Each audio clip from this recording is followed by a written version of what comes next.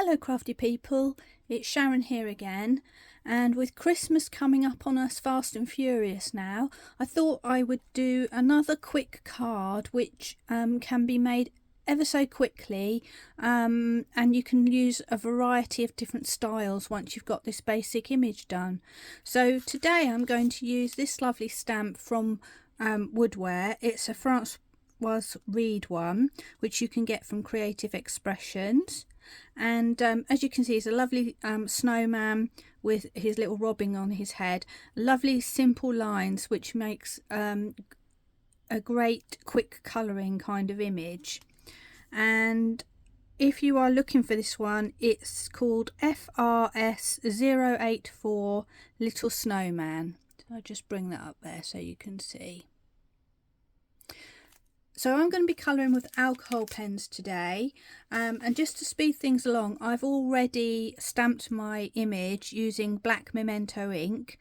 This piece of card is 13 centimetres square, and the reason I've done it that size is that I'm going to put it onto a 6x6 card. So I've already pre-prepared a mat and layer, and I'm going to put him in the middle there. We're going to add some inking around the edge just to give him so that he's not lost in this card. But as you can see, with a relatively small image you can make quite a decent sized card. So that's what we're going to do today. I'm using my Ohuhu markers today because I just really like them. But of course you can use any markers with this and to do this technique. But what I would suggest for quick colouring is to use a marker with a brush nib. So if I just grab one of my pens, I'll show you what I mean. So a brush nib looks sort of like this, and it's kind of soft and flexible, which means you can get good coverage with your pens, and it doesn't take so long to colour. It's really good if you've got a larger image or an image with plenty of colouring space like this one has. So let's begin. Basically what I'm going to do is go through each stage, putting all my colour down within a particular colour group, and for each colour I've used maybe 2 or maybe 3 colours of pen or shades of pen. But it's so quick and easy, you don't have to get involved with loads of blending and all of that kind of thing. So it's a really nice relaxing image to colour, and a good one for batch making as well. So this example I'm going to use traditional colours. So he's going to have a red and green scarf, and he's going to have an orange nose, of course, and our little robin will be red and brown. So using my markers, I'm going to go with my first colour, which is my lightest colour in the greens in this case, and I'm going to mark in each of my areas of my scarf that I want to have as green. And the reason why I'm doing this all at once is so that I don't accidentally miss one or put 2 of the same colour together. I want it to look stripy, so this way that avoids me making that mistake. And also, because we're not getting too heavily into the blending, it doesn't matter if I colour lots of them at the same time. Now I'm going to my darkest one and very simply add in a line top and bottom for shade, and on this one I'm going to make an L shape and an L shape on here, and on this little thin one I'm just going to go in like that because that's sort of hidden in the darkness. I then got a medium shade. I'm going to zoom in a little bit actually so you can see better. There we go. And I'm going to just draw another line next to those darker shades that I just did. Now you could do this or skip it and just stick with the 2 pens if you wanted to. It's entirely up to you. And lastly, I'm going back with my lightest shade just to touch against the edge of those lines, and when those dry you'll see a bit of variation in the shading. So how quick and easy is that? Very quick to do. So the next thing I'm going to do is go to my reds, And again, I've got 3 colours. I'm not getting too particular about giving you the colours here, because basically I want for you to be able to just grab whatever you've got and make something similar, rather than you know, following my colour pattern exactly. It just means that you can use whatever you've got to hand, and that's the idea when you're trying to do some quick colouring. So again, going back to my scarf, I'm going to put in all my red stripes now. Now if you've got someone who's a football fan, you could make this scarf the colours to suit the football team, couldn't you, or something like that, which would make a nice sort of personalised card. So you can see also, using my brush pen, I'm able to just put that down really quickly. That was my lightest. Now I'm going to my darkest, and I'm following the same technique that I did with the green. So top and bottom there. I'm going to put some shade in there under his head, an L shape, and this one I'm going to go around the edge of that front part of the scarf. Then I'm going to my mid shade, which again you could skip if you don't have enough pens or you don't want to do triple shade, and I'm literally just drawing around the edge of my dark shade and allowing that to blend just slightly, and then back to my lightest shade just to finish off again.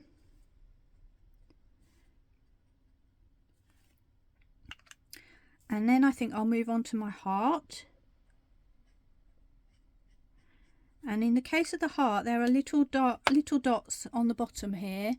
That sort of gives an indication of shade. So I'm drawing a little sort of backward tick mark with my dark colour, drawing along the edge of it with my medium,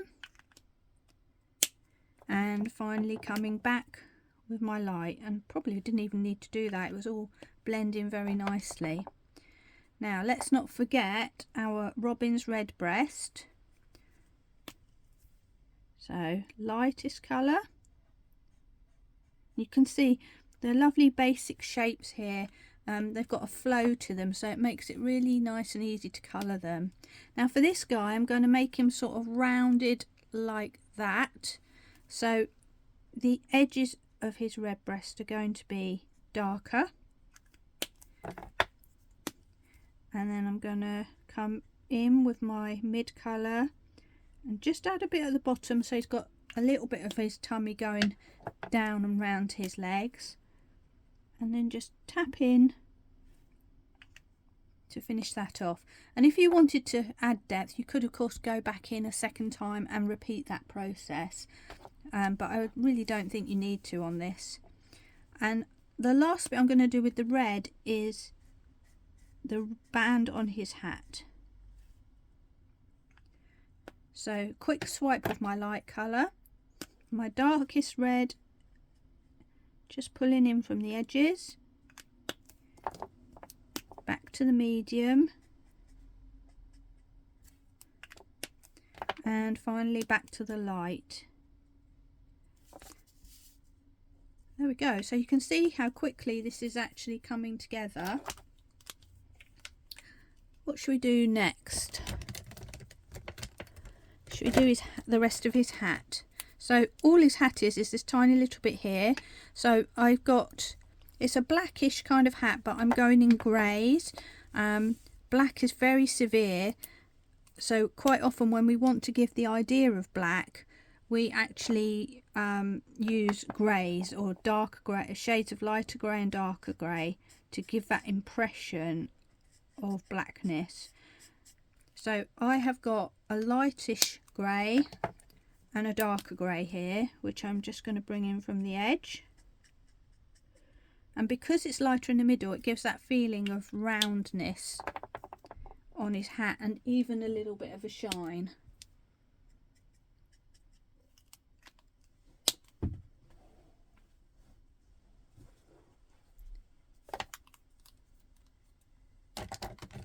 Beautiful.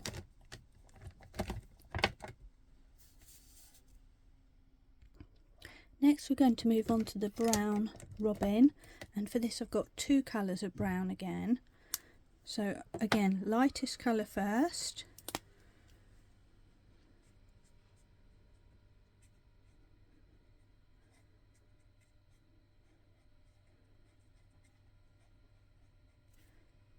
And just adding a touch of dark colour to the sides to give him a little bit of shade.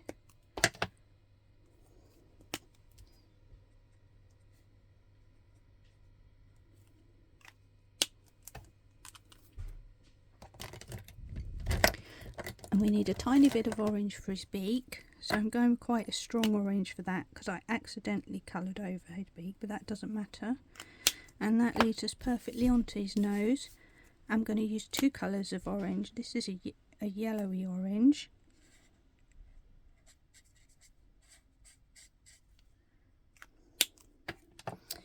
And back with that same dark colour, drawing around the bottom to create shade. And just on the notches of that carrot.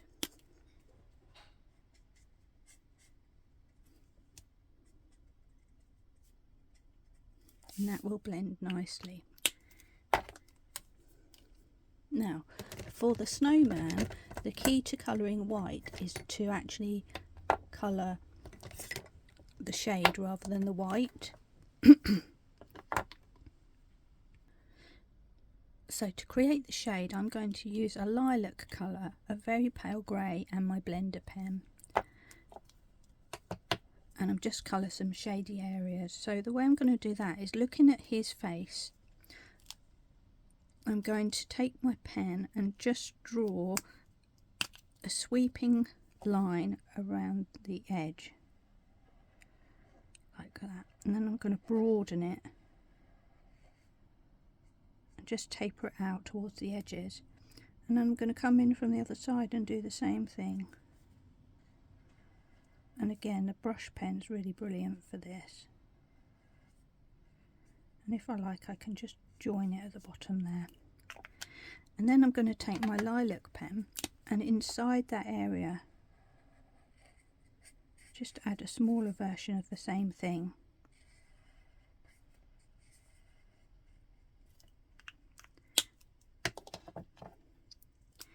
And then go back with my grey. Just soften that out.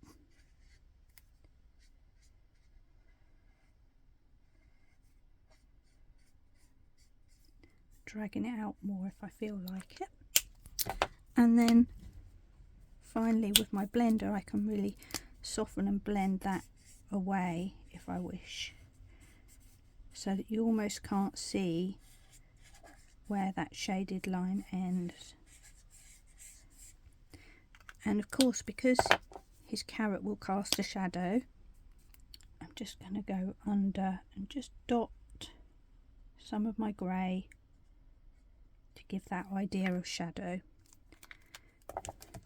And then dot with my blender just to soften that edge.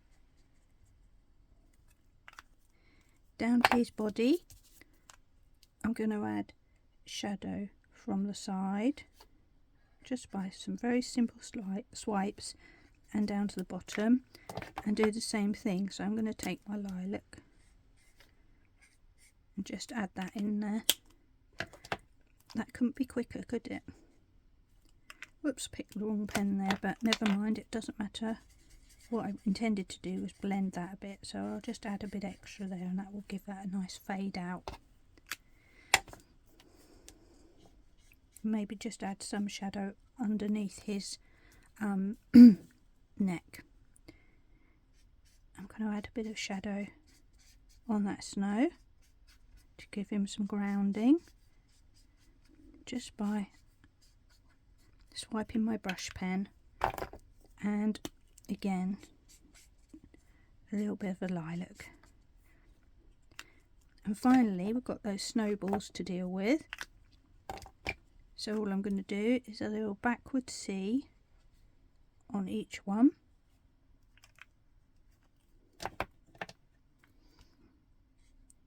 And a little flick with the purple. And that is that. So there he is, he's all coloured. We've used quite a few colours, but it's ever so quick to do.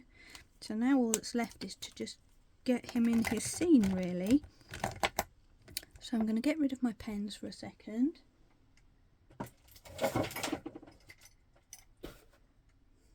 And I've decided I'm going to use a Distress Oxide and a blending brush, so I still get a fairly soft effect, but I can get the ink down much quicker with a Distress Oxide. So let's get this bit of paper out of the way, and what I'm going to do is come in from the corners and just add some colour. Let's come away. So, and because I'm using a brush rather than a sponge, it's going to make a softer, more diffused colour, but at the same time I'm still getting some colour on there a bit quicker than I would do if I was using a regular distress ink. And it's going to be a little bit blotchy, but I don't mind that because I'm actually going to add some water splatter for snowflakes around the edges when I've done this. So I really don't mind too much at all. And what this is doing is framing our snowman in the middle, so he's not lost in that big white space. And we're going to add to that in a minute even further by doing a bit of doodling around the edge with a fine liner pen, which just adds a little bit of extra framing.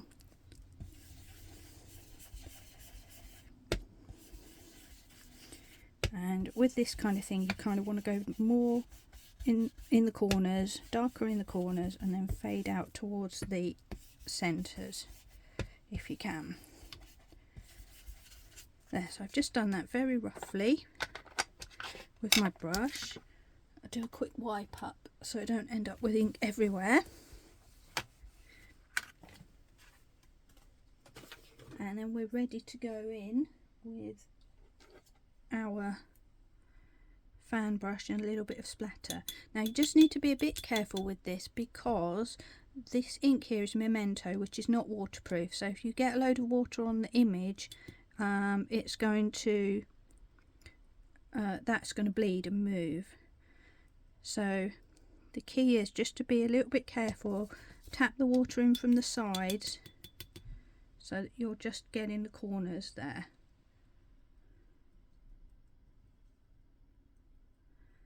There you go. So that's that done. I just get my trusty bit of kitchen towel and blot, and to be honest it's not really showing, so I think what I'll need to do is get a little bit of gouache and do some splatter with that instead. So I'm just going to put that on my glass mat.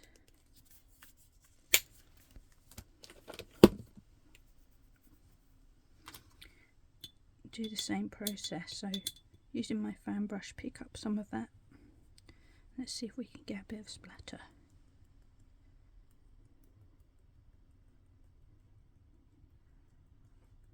There we go.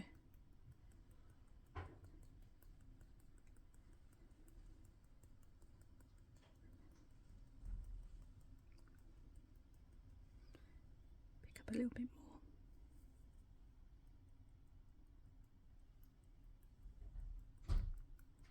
That will give a much more white effect. So I just need to clean up and let this dry for a bit, and then we're back to finish off. So I've finished off my card. My paint splatter is now dry, and I've mounted my piece of card onto my mat and onto my final card. And just to finish off, I'm going to take a fine liner pen. This is a 0.5. I'm just going to add a frame around him, which just brings that image into focus a little bit more. And the way I'm doing that is just drawing a slight wobbly line all the way around.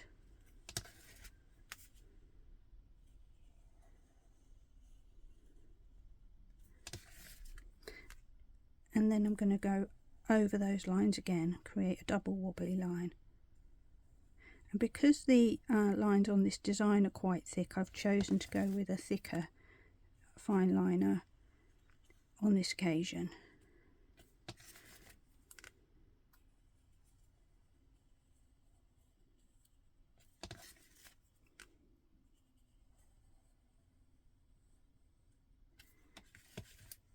we go. And we can even add some little scribbles of embellishment just to add some interest around the edge.